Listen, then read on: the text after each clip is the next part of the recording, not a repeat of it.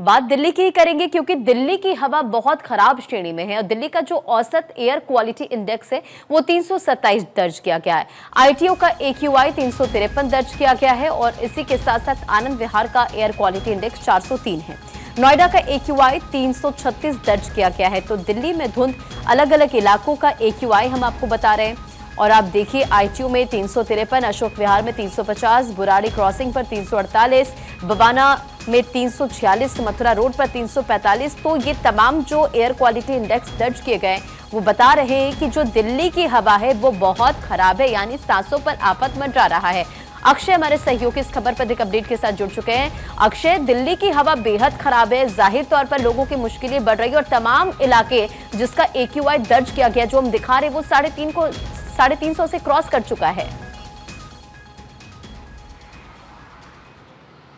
देखिए, कल की अपेक्षा अगर आज बात करें तो आज AQI लेवल हालांकि कम हुआ है, लेकिन फिर भी दिल्ली में जान पर आफत है और कहा जा सकता है कि अभी हालात सुधरने वाले नहीं हैं, क्योंकि जिस तरह से मौसम में तब्दीली हो रही है वो भी एक वजह है। दिवाली के बाद जिस तरह से पटाखे छोड़े गए हैं उसके बाद भी दिल्ली में AQI लेवल लगातार बढ़ा है। आम आदमी पार्टी और तमाम विपक्षी आरोप लगा रहे हैं कि AQI लेवल का जो एवरेज आना चाहिए वो भी बहुत ज़्यादा होना चाहिए, लेकिन कहीं आंकड़े छुपाए जा रहे हैं और दिल्ली सरकार पर आरोप इसका लगाया जा रहा है। तमाम एजेंसियों को घेरे में रखा जा रहा है, लेकिन कह सकते हैं कि दिल्ली में दीपावली के बाद हालात विकराल है और कई जगहों पर आनंद विहार की बात करें तो 400 से ज़्यादा AQI लेवल है। इंडिया गेट की बात करें तो 350 के आसपास है। बाहरी दिल्ली की बात करें तो 350-400 के बीच में आंकड़ा पहुंच रहा है और निश्चित रूप से ये जो AQI लेवल है वो जानलेवा है।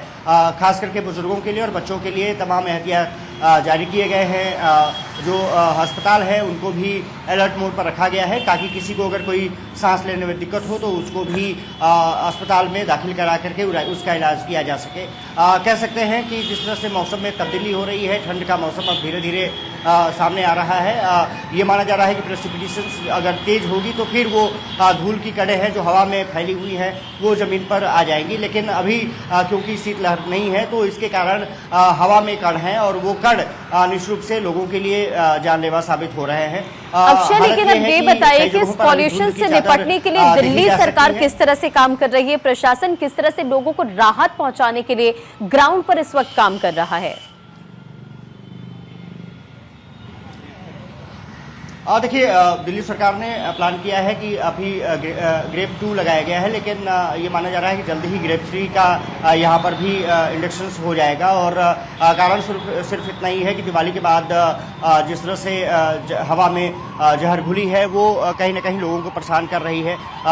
ये कई जगहों पर खबरें आ रही हैं कि पानी का छिड़काव भी किया जा रहा है, लेकिन जहाँ पर मैं मौजूद हूँ रोहिणी का इलाका है, अभी यहाँ पर ऐसी स्थिति देखने को नहीं मिली है। हालांकि पेड़ पौधों पर बात करें तो धूल के कण काफ़ी जमे हुए हैं। अंदाज़ा लगाया जा सकता है कि इससे कितनी जो हवा है वो जहरीली है। दूसरी बात यह है कि लगातार क्योंकि हरियाणा और तमाम जगहों से वाहन भी एंट्री कर रहे हैं, वाहन की थोड़ी सी चेकिंग ज़रूर बढ़ानी होगी, क्योंकि BS6 के वाहन एंट्री दिल्ली में होने हैं, लेकिन BS3 और BS4 के भी वाहन एंट्री कर रहे हैं। तो सरकार को इस पर थोड़ी सी अपनी निगरानी प्रणाली को बढ़ानी होगी और जो सेंट्रल एजेंसियां हैं, खास करके CAMQB और इसके अलावा जो CPCB है, DCB है, इन तमाम एजेंसियों को थोड़ा सा अलर्ट और रखना होगा। अन्यथा जिस तरह से स्थिति रह रही है वो विकराल होती जाएगी जैसे जैसे बिल्कुल अक्षय, यानी कि फिलहाल तो दिल्ली की हवा खराब है और इसे लेकर लगातार सरकार भी काम कर रही है कि ये जो मुसीबत है उसे कम कैसे किया जा सके।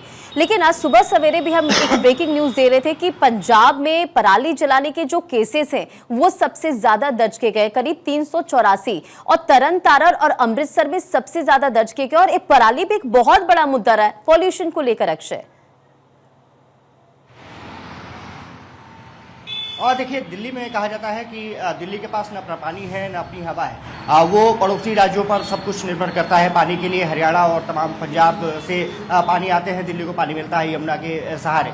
दूसरी बात यह है कि जो हवा दिल्ली में जहरीली होती है तो कहीं ना कहीं हरियाणा और पंजाब में जो पराली जलती है उसका भी असर निश्चित रूप से पड़ता है। और क्योंकि सरकार तमाम कोशिशों के बावजूद भी पराली जलने पर रोक नहीं लगा पाती है, हालांकि तमाम प्रतिबंध भी लगाए गए हैं, लेकिन इसके बावजूद भी पराली जलने से रोकने में कामयाबी सरकारों को नहीं मिलती है।